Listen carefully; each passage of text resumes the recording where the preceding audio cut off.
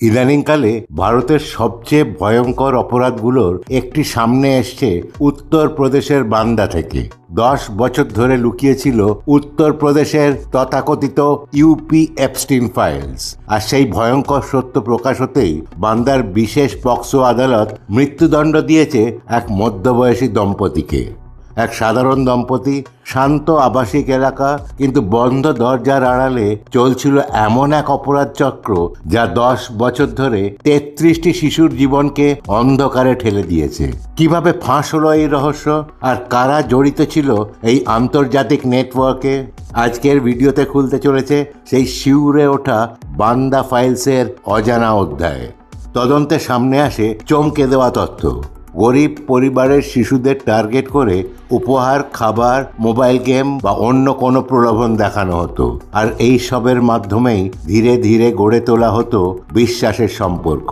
এরপর সেই ব্যক্তিগত বিশ্বাসকে ব্যবহার করে তাদের সঙ্গে করা হতো জঘন্যতম কাজ, এবং সেই ব্যক্তিগত মুহূর্ত গোপনে রেকর্ড করা হতো আর ভয় দেখিয়ে শিশুদের চুপ থাকতে বাধ্য করা হতো। অভিযোগ যে শারীরিক অত্যাচারের ঘটনাগুলো ডিজিটাল ডিভাইসে রেকর্ড করে অনলাইনে অবৈধ প্ল্যাটফর্মে ছড়িয়ে দেওয়া হতো, আর যার মাধ্যমে গড়ে ওঠে একটি আন্তর্জাতিক অপরাধ চক্র। কিন্তু সবচেয়ে বড় প্রশ্ন যে এই ভয়ঙ্কর ঘটনাগুলো এত বছর ধরে কিভাবে অজানা রয়ে গেল। আশেপাশের কেউ বা পুলিশ কেউ কিচ্ছু জানতো না। আর কিভাবে এই সত্য সামনে এলো? এই অন্ধকার অধ্যায়ের মোড় ঘুরতে শুরু করে যখন আন্তর্জাতিক পর্যায়ে সন্দেহজনক অনলাইন কার্যকলাপ নজরে আসে। মিডিয়া রিপোর্ট ও তদন্ত সূত্র অনুযায়ী প্রথম সূত্র আসে আন্তর্জাতিক সংস্থা ইন্টারপোলের কাছ থেকে। অনলাইনে অবৈধ কন্টেন্টের ডিজিটাল ট্রেল যখন ভারতের দিকে পৌঁছয়, তখন তথ্যটি শেয়ার করা হয় সেন্ট্রাল ব্যুরো অফ ইনভেস্টিগেশন অর্থাৎ সিবিআইকে, এবং এর ভিত্তিতেই 2020 সালে সিবিআই এফআইআর দাখিল করে আর তদন্ত শুরু করে। মামলা দায়ের করার পর শুরু হয় তল্লাশি আর ডিজিটাল ফরেনসিক তদন্ত। অভিযুক্তদের বাড়ি থেকে উদ্ধার হয় একাধিক ইলেকট্রনিক ডিভাইস আর গুরুত্বপূর্ণ প্রমাণ। ধাপে ধাপে গ্রেপ্তার, চার্জশিট এবং আদালতে সাক্ষ্য, সব মিলিয়ে অবশেষে প্রকাশ পায় 1 দশকের এক গোপন অপরাধ চক্র। দীর্ঘ তদন্ত, শতাধিক ডিজিটাল প্রমাণ এবং ভুক্তভোগীদের জবানবন্দির ভিত্তিতে অবশেষে আদালতে পৌঁছয় এই মামলা।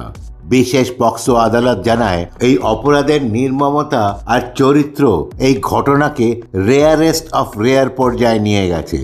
2026 ফেব্রুয়ারি মাসে আদালত অভিযুক্ত দম্পতিকে মৃত্যুদণ্ডে দণ্ডিত করে এবং প্রতিটি ভুক্তভোগীর জন্য আলাদা ক্ষতিপূরণের নির্দেশ দেয়। আমেরিকার এপস্টিন ফাইলস আর এই কেসের মধ্যে একটাই তফাৎ, এখানে শিশুরা ছিল সব ছেলে।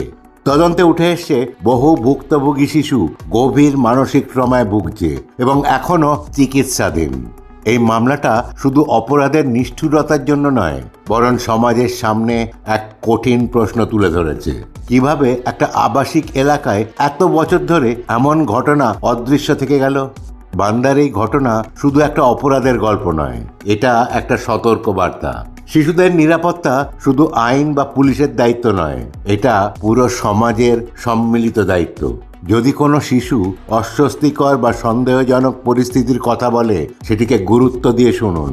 অনলাইনে শিশুদের নিরাপত্তা নিয়ে সচেতনতা বাড়ান এবং প্রয়োজনে অবিলম্বে আইন প্রয়োগকারী সংস্থার সঙ্গে যোগাযোগ করুন, কারণ নীরবতা অপরাধীদের শক্তি বাড়ায় আর সচেতনতা পারে একটা জীবন বাঁচাতে।